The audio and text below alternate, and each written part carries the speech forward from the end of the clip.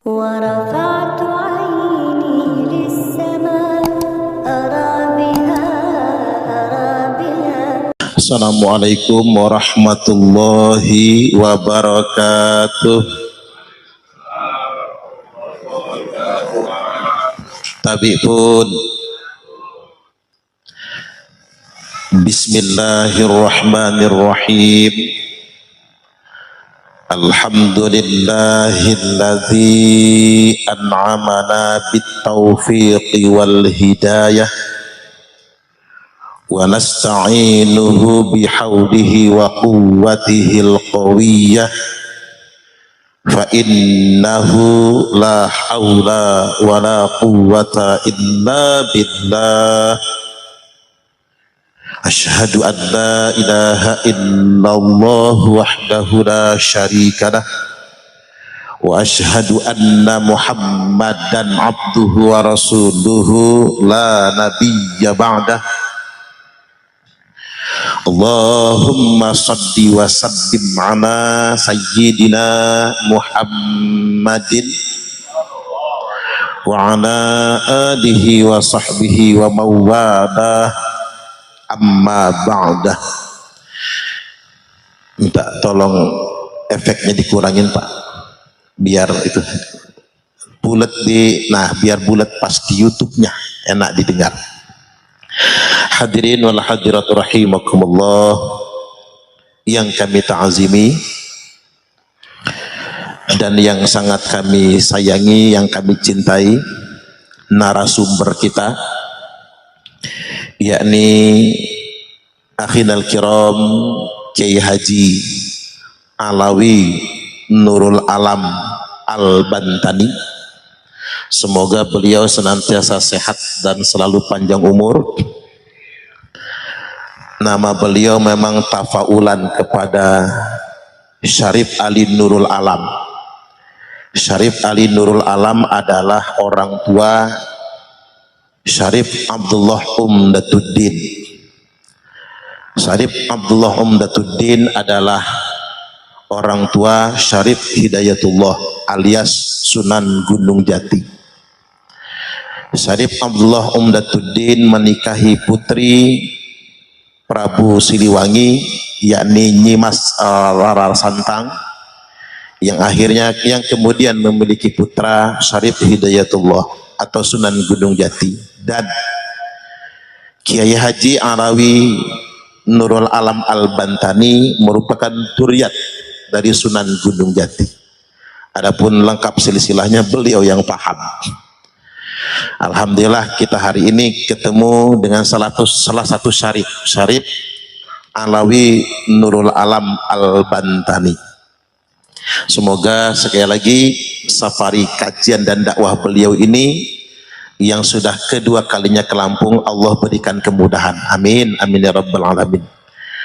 Selanjutnya para kiai, para asatidz yang tidak dapat saya sebutkan satu persatunya, yang telah hadir pada forum kajian ilmiah pada kesempatan kali ini dalam kondisi yang sangat sederhana. Ini halakoh sederhana, tapi mudah-mudahan beliau-beliau inilah yang akan menyampaikan isi kajian ini kepada masyarakat, minimal di Kabupaten Lampung Timur nantinya.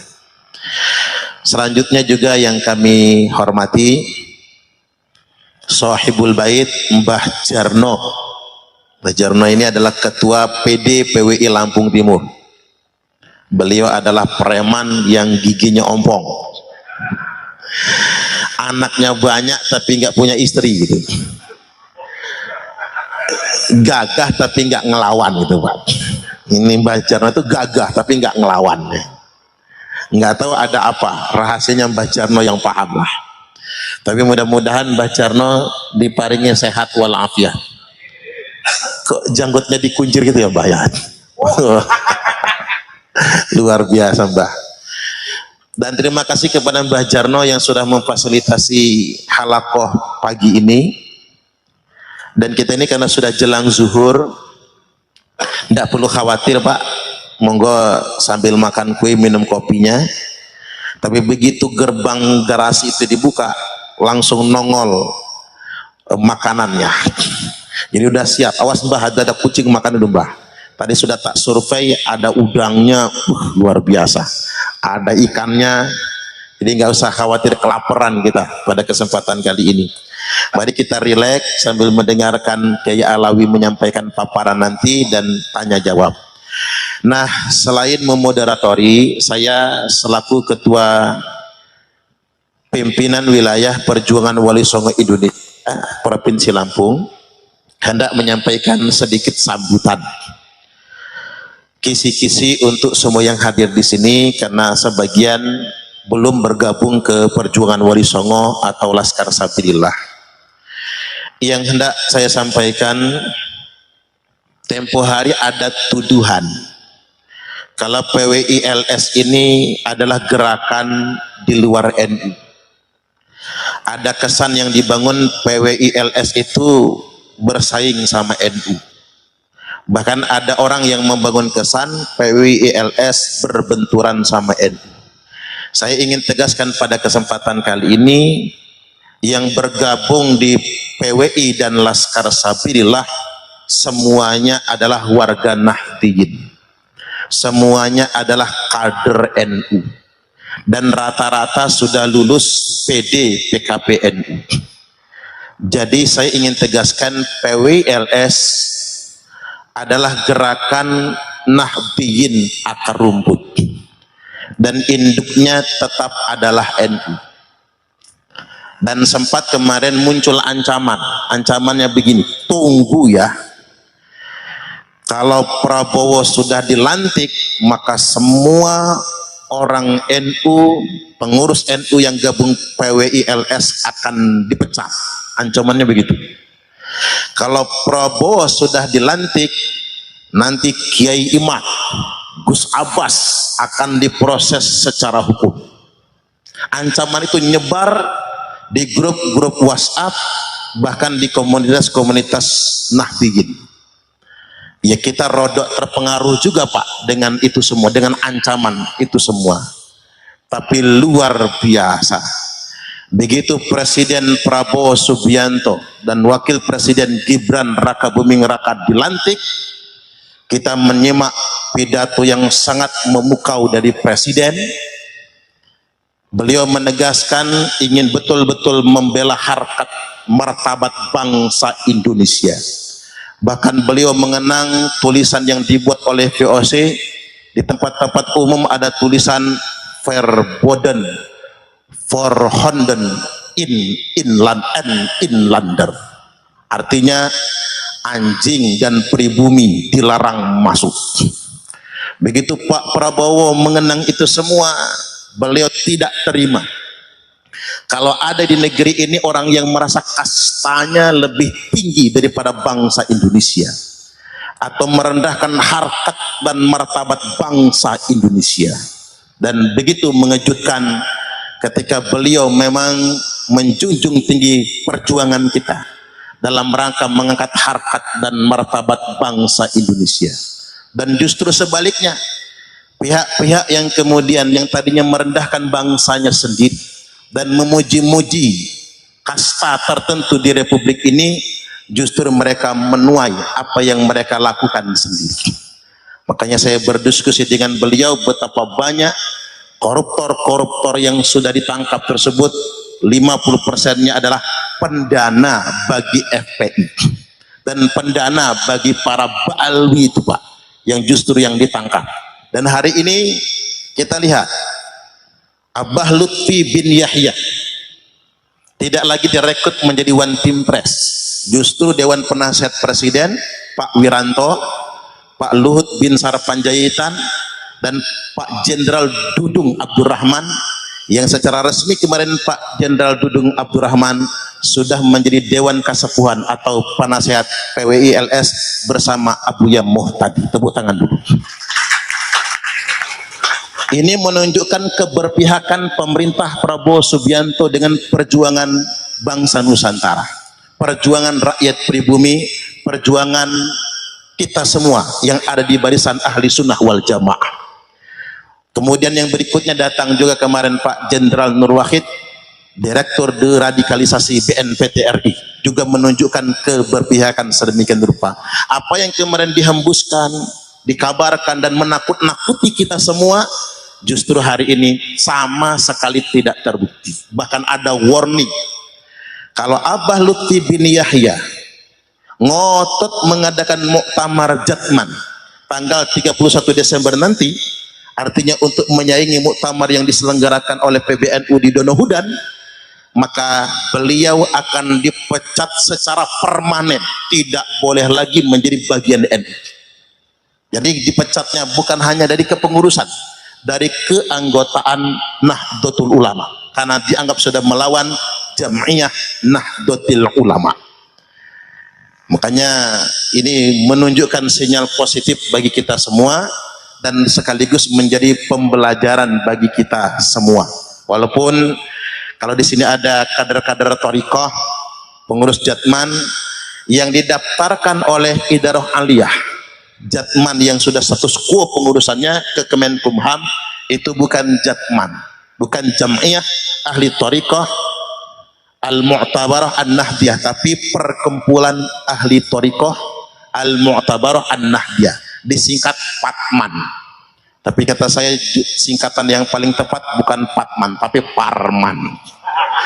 Perkumpulan itu.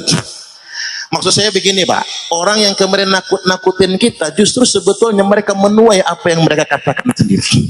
Karena ini kebenaran. Ini poin pertama yang perlu saya ingatkan. Yang kedua, ada yang menanyakan apakah PWILS ini sedang membangun narasi kebencian kepada para Bani Ba'alwi yang kita sebut dengan istilah habaib. Ini bukan kebencian. Berkali-kali saya katakan benci itu penyakit hati. Orang itu boleh marah, tapi benci jangan. Boleh kesel, benci jangan. Marah itu luapan emosi, tapi benci itu penyakit hati. Ini bukan dalam rangka kebencian. Kita dengan para habaib atau Bani Ba'alwi sama-sama sebagai umat Kanjeng Nabi. Yang sedang kita koreksi apa? Pengakuan mereka bahwasanya mereka adalah zuriatnya Kanjeng Nabi, sekaligus mereka mengklaim kasta mereka ada di atas kita semua. Ini ngapura nggih, ini duduknya agak tinggi ya Pak. Ya biar Kiai Alawinya kelihatan maksudnya. Kalau duduknya di bawah kan takut agak susah nengoknya. Jadi ini bukan karena kasta-kastaan, bukan nggih. Kita sama. Dan memang kita sebagai umat muslim harus punya sensitivitas, harus punya kepedulian, harus punya ghirah. Sebagaimana yang disebutkan oleh Al-Hafiz Ibnu Hajar Al-Haytami, yambaghi likulli ahadin ayyakuna lahu ghiratun fi hadzal nasabi syarif. Kita ini wajib risau, cemburu, sensitif dengan nasab mulia keturunan Kanjeng Nabi. Artinya tidak boleh ada orang yang ngaku-ngaku putune Kanjeng Nabi kalau nggak punya bukti. Wadhabatahu hatta la yantasib ilaihi sallallahu alaihi wasallam illa bihaqqin ahadun illa bihaqqin. Sampai-sampai kita punya kewajiban meneliti. Kiai Alawi meneliti, Kiai Imad meneliti, Kiai Nur Ihya meneliti. Orang-orang yang punya kemampuan dan bidang keilmuan punya kewajiban meneliti. Hatta la yantasib, sampai tidak ada lagi yang berani membangun ketersambungan atau menyambungkan atau mencangkokkan nasabnya kepada nasab suci Rasulullah sallallahu alaihi wasallam illa bihaq, kecuali dengan data yang benar. Artinya ulama sudah mewajibkan para yai, para asatidz, para santri menurut tingkatan keilmuannya masing-masing tidak boleh membiarkan siapapun ngaku-ngaku anak putune Kanjeng Nabi kita kecuali dia bisa menyodorkan data yang benar. Dan hari ini sudah ada penelitian dari Kiai Imad yang menyatakan mereka hanya menyodorkan data palsu setelah 550 tahun yang lamanya, saya ulangi, selama 550 tahun lamanya sebagai pengakuan sepihak sebagai anak cucu Nabi. Lantas kemudian dipopulerkan seakan-akan mereka benar-benar anak cucu Nabi. Saya sampai mengatakan begini, Pak. Ndak pantas kita ngaku umat Kanjeng Nabi. Kalau ada yang ngaku-ngaku anak cucu Nabi kita, tapi kita biarkan begitu saja tanpa adanya pembuktian. Nah, di bagian akhir saya ingin sampaikan ngutip dawuh Imam Malik rahimahullahu ta'ala. Kata beliau, kalau ada yang sengaja membangun intisab, mencangkokkan, menyambungkan nasabnya kepada nasab ahli baitin Nabi sallallahu alaihi wasallam, kepada nasab Rasulullah sallallahu alaihi wasallam, ngaku-ngaku ahlul bait atau ngaku-ngaku dzurriyyat Nabi padahal batil, maka hukumannya ada 3. 1, yudrabu dorban waji'a, pukul dia dengan pukulan yang sangat keras, pukulan yang menyakitkan, mungkin dicambuk ini ya.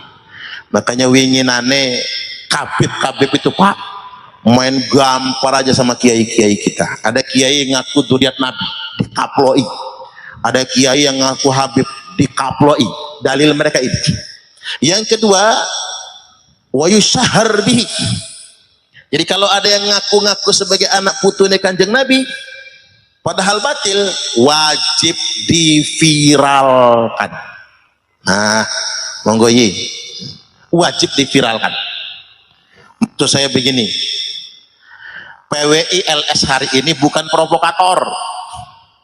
Yai Imad, Yai Alawi, Gus Abbas, Yai Nur Ihya, Gus Fuad Pleret, Tubagus Mogi, ulama-ulama kita itu bukan provokator. Monggo ye.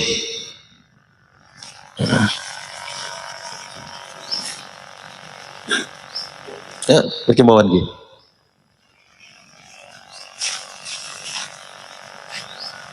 Yai Misbah Pukung Raharjo. Yai Misbah nggih. Ngapunten nggih. Ngapunten nggih. Ngapunten nggih. Monggo nggih. Damping Yai Alawi.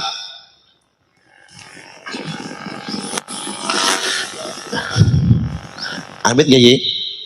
Jadi sekali lagi kita bukan provokator, tapi Bapak Ibu kita punya kewajiban memviralkan orang yang ngaku-ngaku anak cucu Nabi. Kemudian yang terakhir, wayuh basu zamanan tawila, penjarakan dia dengan penjara yang lama. Maka mungkin kalau mukul kita main hakim sendiri, hukum cambuk nggak ada lagi, hukum kaplok nggak ada lagi, itu hukum primitif zaman dulu ya. 2, kalau diviralkan sudah kita lakukan. Nah, hukum yang ketiga, penjara. Maka setelah lengkap pengurus PWI seluruh Indonesia, maka seluruh pengurus PWI di semua provinsi se-Indonesia nanti akan bersama-sama melakukan pelaporan ke Polda seluruh Indonesia untuk melaporkan Bani Ba'alwi 1 atas pemidanaan atas pengakuan ngaku-ngaku anak putune Kanjeng Nabi, 2 pemalsuan sejarah, 3 pemalsuan makam dan lain sebagainya. Se-Indonesia akan membuat laporan resmi kepada seluruh Polda se-Indonesia dengan sangkaan pasal penodaan agama. Maka bantu kita membentuk PWI seluruh Indonesia, mensosialisasikan agar tidak ada lagi yang berani mengeksploitasi nasab suci keturunan Nabi Sallallahu Alaihi Wasallam, apalagi untuk kepentingan politik, ekonomi, bisnis dan lain sebagainya. Gimana kira-kira Pak, siap mendukung? Tepuk tangan dulu.